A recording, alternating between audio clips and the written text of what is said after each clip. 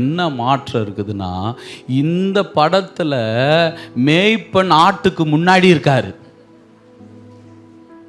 இந்த படத்தில் மேய்ப்பன் ஆட்டுக்கு பின்னாடி இருக்கிறார். இதுல சொன்னபடி கேட்கிற ஆடு மேய்ப்பன் முன்னாடி போனா, இந்த சொன்னபடி கேட்காத ஆடுக்கு மேய்ப்பன் எங்க இருக்கணும்? இப்ப நீங்க என்ன ஆடு பார்த்தீங்களா? எங்களை யாராவது என்ன பண்ணிக்கிட்டே இருக்கணும், ஏசுட்ட போ போ. அவர் கேட்குறாரு, நீ தெரிந்து கொள்ளப்பட்ட ஆடா இருந்தா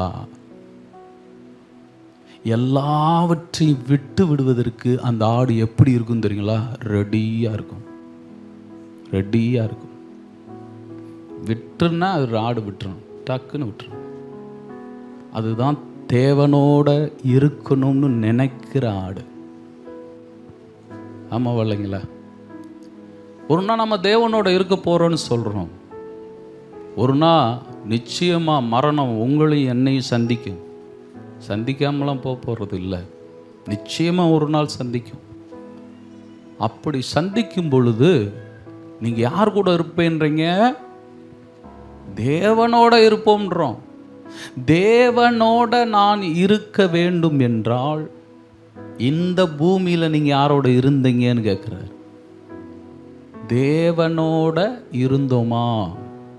நான் தேவனோட இருக்கிறேன்னா என்ன அர்த்தம்? வாசி பாருங்க, யோவான் எழுதின சுவிசேஷ புத்தகம் 14ஆம் அதிகாரத்துக்கு வாங்க. 15ஆம் அதிகாரம். அங்க இயேசு கிறிஸ்து சொல்கிறார், 6ஆம் வசனம். ஒருவன் இங்க மைக்கில் 7 வாசிங்க. நீங்கள் என்னிலும் என் வார்த்தைகள் உங்களிலும் நிலைத்திருந்தால். நல்லா கவனிங்க, நீங்க யார்கிட்ட இருக்கணும்? கேட்கல.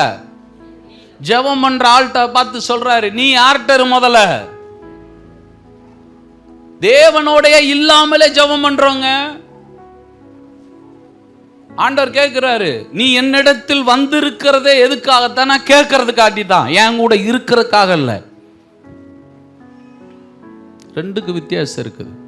நீங்க ஆண்டவர் இடத்துல வந்திருக்கிறது எதுக்காகன்னு கேட்கிறாரு, என் கூட இருக்கிறதுக்கா, என்னிடத்துல கேட்கறதுக்கா? பாருங்க, நீ முதல்ல யார்கிட்ட இருக்கணும்ன்றாரு. என்னில். நான் யார்கிட்ட இருக்கணும்?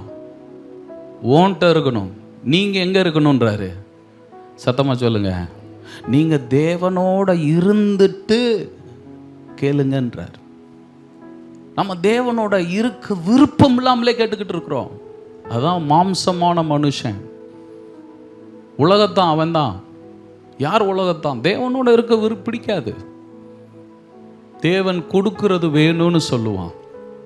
ஆண்டவர் அவனைத்தான் சொல்றாரு, நான் ஒன்னில் நிலைத்திருக்கணும்னா நீ யாரில் நிலைத்திருக்கணும்? சத்தமா சொல்லுங்க, என்னிடத்துல நீ நிலைத்திருக்கணும். 4ஆம் வசனத்தை வாசி பாருங்க. என்னில் நிலைத்திருங்கள், நானும் உங்களில் நிலைத்திருப்பேன். ஆண்டவர் நல்ல தெளிவா சொல்றார். முதல்ல நீ யார் கூட இரு? ஏன் கூட இரு. அந்த காரியத்துக்கு நீ ரெடியான்னு கேட்கிறார். இன்னைக்கு நீங்க தேவனோட உட்கார்ந்து இருக்கிற நேரம் உங்க மனசாட்சிக்கு தான் தெரியும். பொய் சொல்லக்கூடாது. எவ்வளவு நேரம் எப்படி உட்கார்ந்துருக்கிறீங்க? அன்புல உட்கார்ந்துருக்கிறோமா? பாசத்தில் உட்கார்ந்துருக்கிறோமா?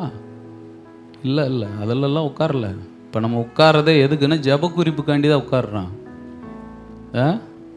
செய்ய வேண்டியதெல்லாம் செய்வீரா, தர வேண்டியதெல்லாம் தருவீரா, கொடுக்க வேண்டியதெல்லாம் கொடுப்பீரா, உடைக்க வேண்டியதெல்லாம் நம்ம. இதுக்கு பேர் கர்த்தரோட இருக்கிறது இல்லை. இதெல்லாம் விட்டுட்டு வர்றதுக்கு நான் எப்படி இருக்கேன்? ரெடியாக இருக்கிறேன். அதனால தான் மணவாளன் மணவாட்டின்னார். மணவாட்டி கல்யாணம் கட்டியாச்சுன்னா எந்த வீடை மறந்துட வேண்டியதான்? கேட்க மாட்டேனுது, கேட்க மாட்டேனுது. அப்படித்தானே? மறந்துருன்றார். உனக்கு இந்த வீடு தான், எல்லாவற்றையும் மறந்துட்டு மணவாளனோட போ. அதுக்கு பேர் தான் கல்யாணம். நம்மளையும் கல்யாணத்துக்கு என்ன பண்ணி வச்சிருக்கிறாரா? நிச்சயம் பண்ணியே வச்சிருக்கிறாரா? அந்த மணவாளனை தவிர என்ன மணவாளன் ஞாபகத்தில் இருக்கு இல்லையா?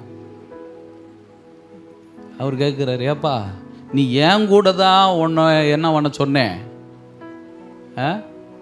இருக்குது அப்படின்னா மணவாளன் வராருன்னு என்ன பண்ணணும் தெரியுங்க? அந்த நாட்களில் இந்த நாட்கள் கல்யாணம் மாதிரி கிடையாது. அந்த நாட்களில் மணவாட்டி ரெடியாக இருக்குதா கவனமாக இருக்குதான்னு பார்க்கறதுக்கு மணவாளன் எப்போ வருவார்னு தெரியும். நைட்டில் வருவார். திடீர்னு அந்த கல்யாணம் ஆகிற பொண்ணு என்ன பண்ணிக்கிட்டு இருக்கான்?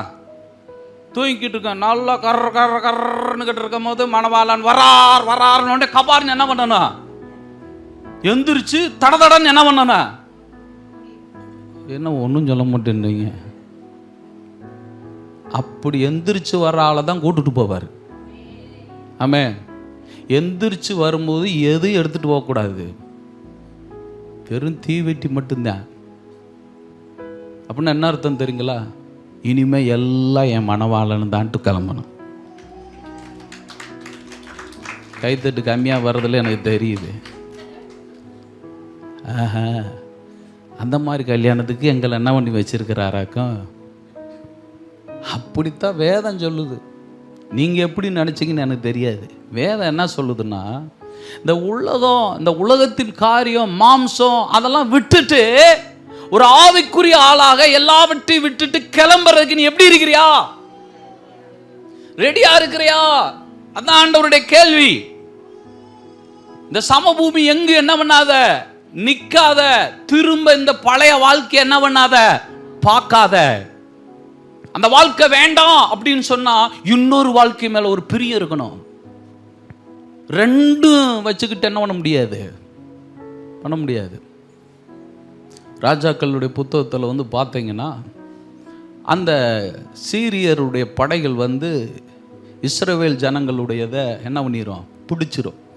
பிடிச்ச பின்னாடி இவங்களுக்கு ஒரே வாதையாக வரும். என்னப்பா அந்த வாதையை நிப்பாட்டுருக்கு என்னப்பா செய்கிறது அப்படின்னு அங்கே உள்ள ஒருத்தன் சொல்லுவான், இந்த சாமி வந்து தான் இத்தனை என்ன பண்ணிக்கிட்டு இருக்கு, செஞ்சுக்கிட்டு இருக்குது.